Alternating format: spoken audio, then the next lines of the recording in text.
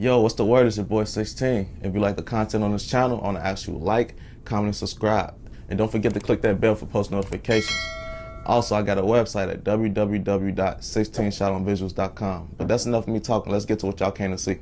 Do you feel like, because in theory, Polo G should be dying to do a 16ShotEm interview, and Chief Keef should be... He actually reached out to me to did. do one. Yeah. Just because I'm saying, like, the biggest Chicago rappers, in theory, if they were annoyed by Akademiks doing the war in Chirac, they should want to fuck with you since you're like really from this environment, right? Yeah, honestly, like, I don't know. For the most part, a lot of people do though. Like, I feel like maybe the Durks, the Chief Keefs, all them, I don't really have a relationship with them, but if you look at it, like, they been did this shit and been gone and been left. Like, the people I'm working with is like a new generation. Like, it's the, like, yeah, I'm catching people like the King Vons and shit. Like, I'm catching the newer people, and most of them I have good relationships with. You know, it's like, it's not like, so like a person that I feel like I would have had a good relationship with, like, he reached out to me, asked me, do I shoot music videos?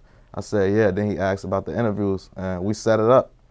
I ended up doing a video for some people. Oh, this is the Polo G thing, right? Yeah. Yeah, so I like, forgot about that, yeah. So like, shit like that made me stop shooting diss videos, because it showed me like I could lose opportunities. That was probably the only diss video I shot, and the last one. Like, I might have shot videos where slight disses in it, but not a full-on just, you know, so like. It's crazy though, because you think about it, Cole Bennett is basically like the most successful media person, type person to come out of Chicago in recent memory. And he came up basically 100% like while the drill scene was moving, and he never touched it. He just never really got involved with it. Never got to see Cole Bennett go to O Block.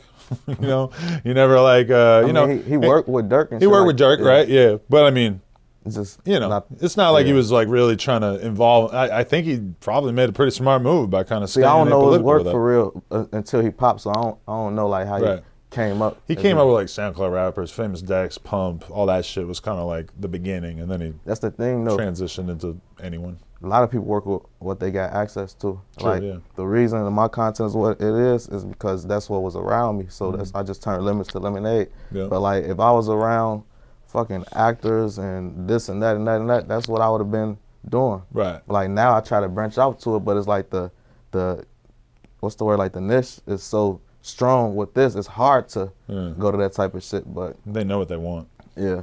Yeah. That's another thing. How you feel about people who they might judge you for what you put out, but they don't realize it's supply and demand. Like, the reason we doing this is because this is what you want.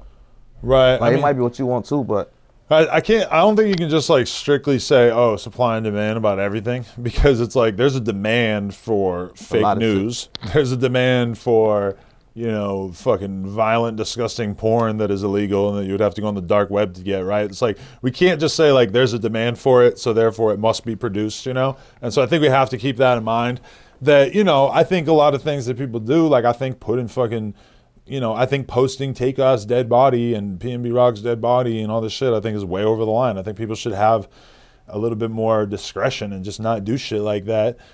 Is there a demand for it? Yeah, clearly. And like, you know, there's always going to be somebody to supply it, because if it ain't a bigger page, you know, you don't see me and Akademiks posting PNB Rock's dead body, but that doesn't stop everybody from seeing it anyway, because somebody with 10 followers is still going to get 50,000 retweets if they post it, you know?